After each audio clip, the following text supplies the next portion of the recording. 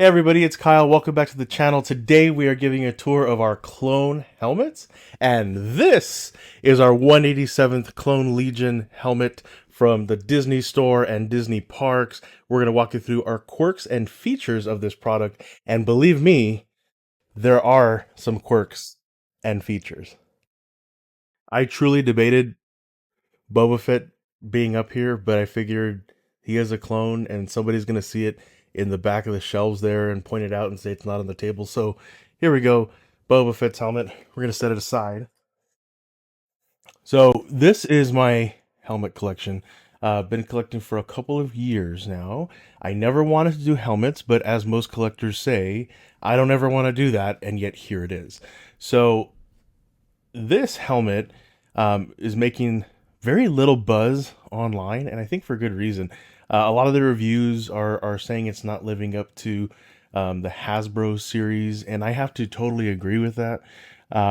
When I look at this helmet, I love the size of it.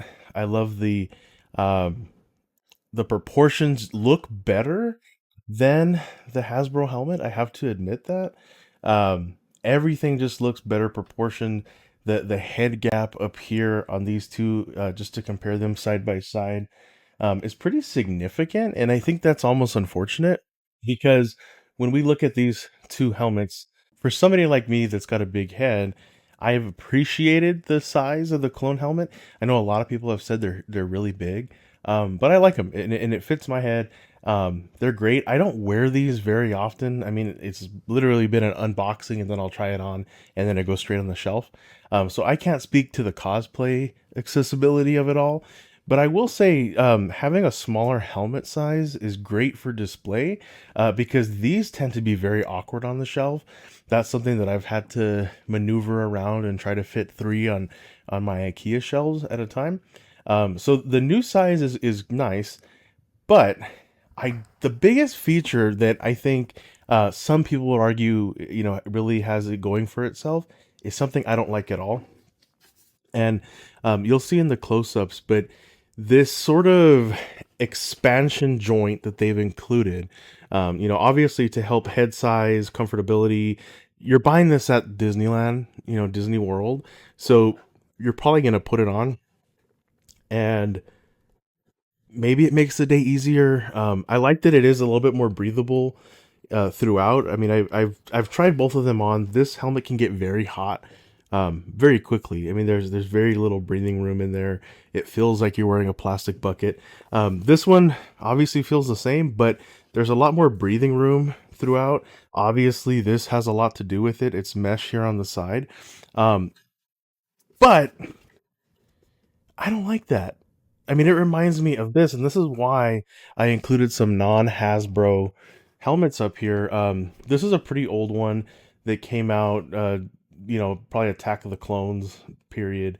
It is a voice mechanism changing, just as these are, and it splits in half. And so that really was a matter of the packaging back then, and these two halves would clip together, and the battery pack is down there in the center of the helmet, similar to where this one is underneath, and it has this awkward seam on it. And so initially when I opened this, I said that's a really weird seam, and then obviously I pulled it and realized they come apart a little bit. And I never liked that seam on these. I know this is a toy. I mean, I take this as not a cosplay helmet at all. This is a full-fledged toy. But that's almost what it feels like when I was messing with this one. They feel like they're made of very similar materials. The sculpts are similar. Obviously, they have to follow a script with the clone helmet, but the biggest difference is, not only the size, the proportions, but when I held this one in my hand compared to say these have a little bit more weight to them, and a little bit more meatiness in size, and I think that matters just to sell the fact that it's a helmet. Because when I compare it to this one right here, this weighs nothing. It's hollow. It does have the voice changing mechanism in it. When you put some batteries in there, it has a little bit more weight. This plastic, though, feels really cheap and of the era that it came out in. This one's on the same mark of this plastic, but it's just something about it. And it could be because this wobbles, it just doesn't feel sturdy. That's disappointing. The price points are similar, especially picking it up on the Disney Store online. It's still available. Uh, I love the color scheme of it. I love the weathering. Um, I think that it's similar to the weathering in the Rex helmet from Hasbro, which is still my favorite helmet to date. But look at the size comparison. I mean, even if I put Hunter's helmet here, which is an ex-Kozer China knockoff from Amazon, to the Hasbro, and then to this Disney Store exclusive. Obviously, there's a bit of a difference there, and especially if you put them in order, they almost can fit in one another. And so it throws off the shelves for me a little bit, and I think that's why I'm kind of not as impressed with it as I want it to be. Um, I do almost wish that all of these helmets were to this scale because the proportions look better. I mean, look at this big old 5 head going on here, and then we got a regular 4 head. All right, so overall, make your comparisons. It's clear that this one's a little bit smaller. I know that can be problematic, especially for the way that I display them. So I'm not gonna be able to put 3 in a row. Luckily, we only have one right now. I can imagine Disney Parks is going to come out with more of these. We got the 501st we need. We got Shock Troopers, plenty of other clone troopers that we can throw in here.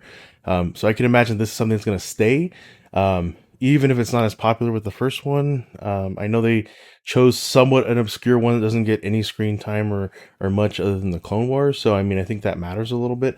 But I can imagine these will come out. So I will most likely buy them just because Hasbro's not doing these right now. At some point, I would love them to go head to head and fight it out.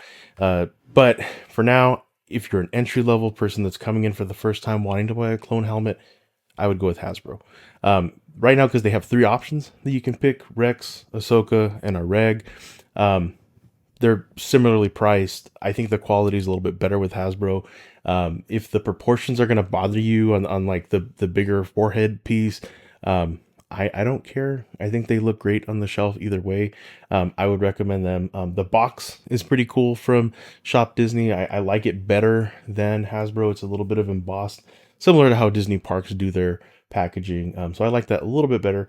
But that being said, if this is your first helmet out the gate, go for Rex. I think if you're a Star Wars fan, it's the coolest helmet they've come out with to date.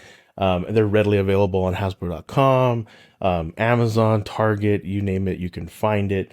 But that being said, yeah, if you're at the park, it's going to be a pretty awkward box to carry around. So just buy it. It's online, shopdisney.com. I am okay with this, but I got to figure out how I'm going to display it. It's not going to look perfect on the shelf, especially because with IKEA shelves, you can really only fit 2 of these Hasbros at a time. And so this one will not fit in the middle either. So some finagling, we got to figure that out. But it's a cool helmet. I love the sculpt of it. I love the weathering. I love what they did, as far as such a different mold than the Hasbro. Like I said, Hasbro still wins it out at the end of the day. But I'm excited. I hope Disney does more of these because just the continuity of size would be great to have. Again, problematic because now we have 5 different size helmets that at least I own. And there's more. There's plenty of other third-party folks making them.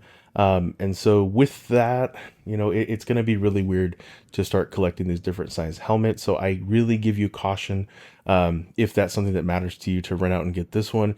I personally wouldn't do it, but if you know how to weather and you know how to paint, just do it on a reg.